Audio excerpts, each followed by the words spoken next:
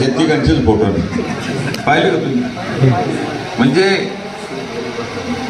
आता काय त्या बोलावं त्या विषयावरती, न बोललेलंच बरं सोमा. म्हणजे एवढी भालीश बुद्धी आहे. आता त्यांना सगळ्या गावात चौदा फिरता येत होतं, माझे काय हातपाय बांधले होते का? मी नसतो फिरतो. पण आपण दादांची घटना अशी झाली, आपल्या मनाला काही वेदना असतात, आपण सगळं शांततेने घेतलं. कारण परत कुणीतरी म्हणलं असतं तो बावड झाला, अशोक पवारला कळाय नको. आपल्याला हे सगळं कळतंय, परंतु त्याच्यापाशी लखलाप. मग शेवटी कार्यकर्ते चिडतात. असं जर केलं मग कार्यकर्ते सोडत नाही, मग सोशल मीडियावरती सगळं त्याचं थेट कार्यक्रम करतात, निवडणुकात कार्यक्रम करतात.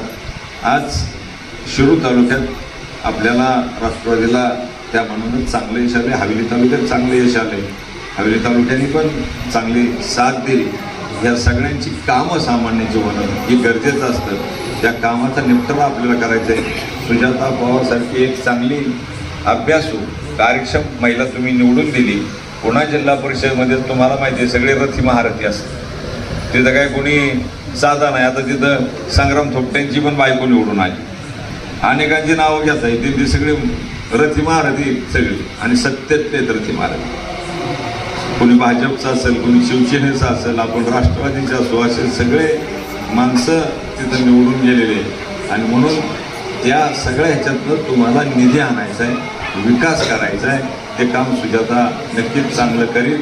कारण निवडणुकीच्या काळात मी अनेक वेळेला बऱ्याच ठिकाणी फिरलो, तर फार खुरपणाऱ्या बायासुद्धा म्हणायच्या आपल्याला भाजपला मतदान करायचं. आणि सगळ्याला माहिती, आता ते परत रिपीट करत नाही, ते आम्ही उभं राहण्याचं अजिबात मनात नव्हतं, परंतु काही गोष्टी अपरिहार्य झाल्यामुळं खरं उभं राहावं लागलं.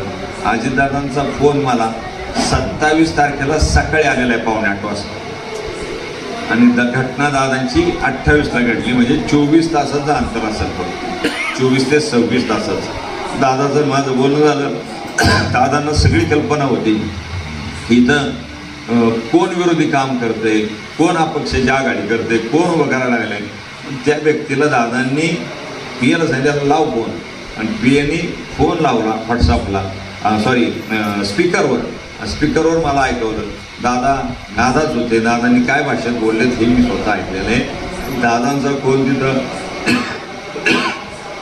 पी असेल किंवा पीएस असतील, त्यांनी पण ते ऐकलेलं.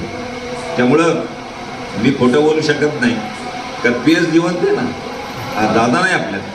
पी असेल तो आहे, त्याने सगळा फोन कारण त्याच्या फोनवर लावून दिलेला. त्यामुळं पण तरी भान नाही, कारण का दादा नाही आपल्यात म्हणून भान नाही आला.